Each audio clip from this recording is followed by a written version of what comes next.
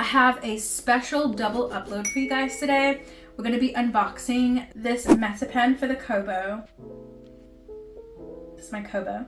And I also uploaded a booktube newbie tag. I really wanted to do a special upload for you guys today because we hit 300 subscribers on January 1st and I was just over the moon. So I asked you guys in a poll what video you guys wanted to see next, and you guys voted on the Kobo Libra color METAPEN, which is not the Kobo pen, it's the cheaper METAPEN that is made for Microsoft Surface devices unboxing. So we're gonna unbox that today, and I'm gonna attempt to use it by doing a little annotating and stuff, and then give you guys my final thoughts.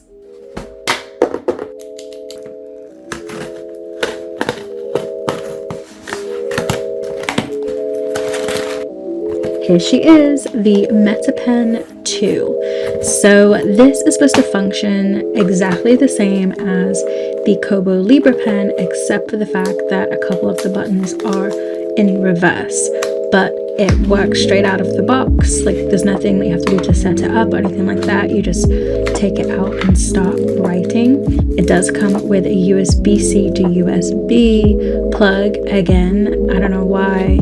I've said this before, but I don't know why companies keep giving us USB-C to USB. It's just so outdated. Just give us both ends USB-C, please.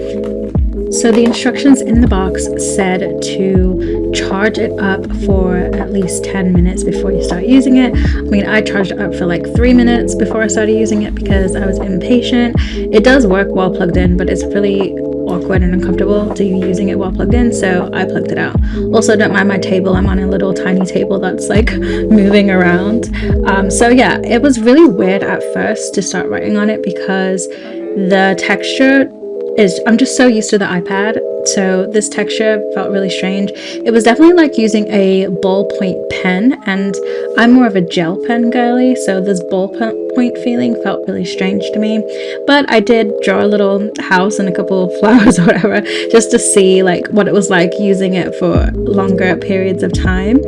I then went over to just a random book. I just picked a free book off of the Kobo website and wanted to test out the highlighting. And so as you can see here, I tried to highlight a section because highlighting on the pen, you have to use the, what you would think is the eraser.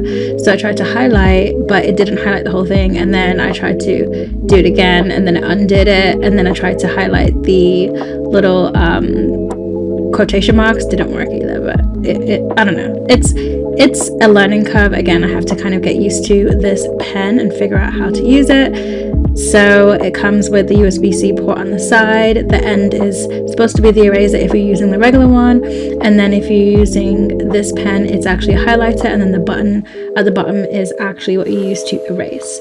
So that is the basics of the pen. Now we're gonna get into more of like my thoughts about it. Okay, so I will say this pen is definitely something I need to get used to. I've been using my Apple Pencil for years, and so my fingers are just used to the gestures of the Apple Pencil and the double tap and stuff like that, and the pressure sensitivity and the way it glides. And this is something that is definitely a learning curve. A couple things I'd like to note. I don't have the original Kobo pen, but I've just read comparisons about it. So the original METAPEN, this is an eraser, which is what it's supposed to be, which makes sense because when you turn a pencil upside down, you erase something. However, on the METAPEN, this is a highlighter, and so I don't mind that it's a highlighter. I don't really care. And this button here is actually the eraser. So you hold that down and then you just tap on whatever it is that you want to erase, and then you can get rid of anything that way. Now for me, the one thing that I think makes this end piece as a highlighter kind of useless is that the surface area is too big. It's a big huge square, and even if I just wanted to do a little dot using the end of this, when you let go it leaves a little skid of your highlight, I guess. So you highlight and then a little like line goes across. That is very annoying, and obviously you don't have to use this side as your highlight. You can literally just tap highlight on the Kobo and then just use the pen tip, as the highlighter. So same way you would on an iPad, you would just switch your pen from pen to highlighter to eraser to whichever, and just use the tip for everything, which I think is what I'm gonna have to do, because this, although it's supposed to be convenient, is actually not convenient. It's not giving what it's supposed to be giving. Now, as for the button, I think, as for the way it feels, I think it feels really like lightweight. I'm gonna compare it actually. So it feels pretty much the same weight. Maybe the Apple Pencil's a little bit heavier. You know what? I'm gonna weigh them. The verdict is in. The Apple Pencil is heavier. So this, it doesn't feel drastically different. Obviously, it's a very small difference in weight. Apple Pencil has always felt very premium. The weight of it when I'm drawing, and I draw on it constantly. I actually just did a whole draw with me video over on my Abby Creates channel, and I was drawing for a solid 2 hours. So yeah, I can draw for like 10 hours straight with Apple Pencil and not feel any issues. So the METAPEN, with it being lighter, I assume I'd be able to go even longer with it without feeling any fatigue in my hands. So I will say that. I'm still exploring the Kobo. I haven't fully gone through all the settings and answered all my questions that I have about it. But one of the things, the issues that I ran into, which I'm sure there's a solve for it, and I'm sure you guys will tell me in the comments if you know. If not, I'm gonna look it up anyway. But when I'm writing, I'm running into the issue of like my hand turning the page when I'm trying to write on there, and I don't know if maybe I need to wear a special glove, or if maybe there's a setting in there where I can turn off like finger gestures or page turning with my fingers and only use the buttons. There has to be a setting in there. I'm gonna look it up. I'm gonna find it.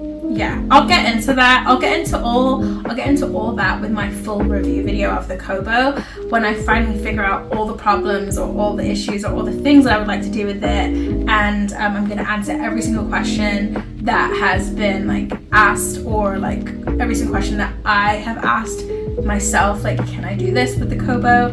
But this is not a Kobo review video. This is a METAPEN review video. So I went onto Pinterest and onto Canva and downloaded a bunch of just random free planners, free pages, free like doodle pages, stuff like that, because I wanted to load them onto my Kobo and see like what it was like to write with them. So I downloaded a, let's see, what have I got here? I got a free 2025 PDF journal that I found on Pinterest. This one has linked pages, and they work. The linked pages work, but you can't tap the linked pages with the pen. You have to tap it with your finger, because if you tap with the pen, then it thinks you're trying to draw on top of that specific page, and so it won't let you click the link. It just draws on top of it. So that's something to note, is to not use the pen when you want to like click on a link in a PDF document. And then I also just made like a book with a bunch of different pages in it, Kobo pages, and just tried drawing in every single one. And I think that, again, this is definitely a learning curve. I'm gonna have to figure out a way to comfortably write without moving the page, a way for me to zoom in, write, and then zoom out, just kind of like how I do on my iPad. My iPad to me is like elite for note taking, because I can zoom in, zoom out, like just in 2 seconds, and I can just scribble what I want and not have to worry about like things moving or shifting. And this is obviously a slower device because it's an e-reader, not a regular LED or OLED screen or whatever it is that's in an iPad. Okay, so quick tip, I was gonna get into this more when I do my review, but you can actually plug your iPad directly into your Kobo with a USB-C wire.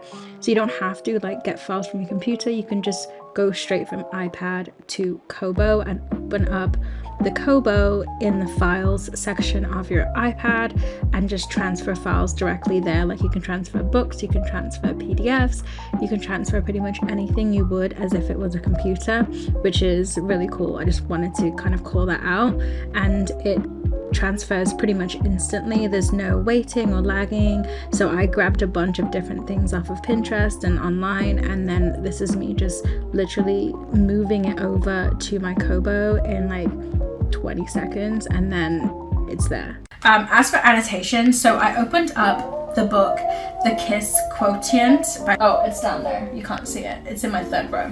So I have the Kiss Quotient physical book, and it's actually in my physical book TBR because I want to read it, but I decided to get a copy of the digital version as well because I wanted to kind of just play around and test annotating in it. So this is me just kind of like drawing and like, I don't know, I'm just writing nonsense in there because I want to see how the pen flows.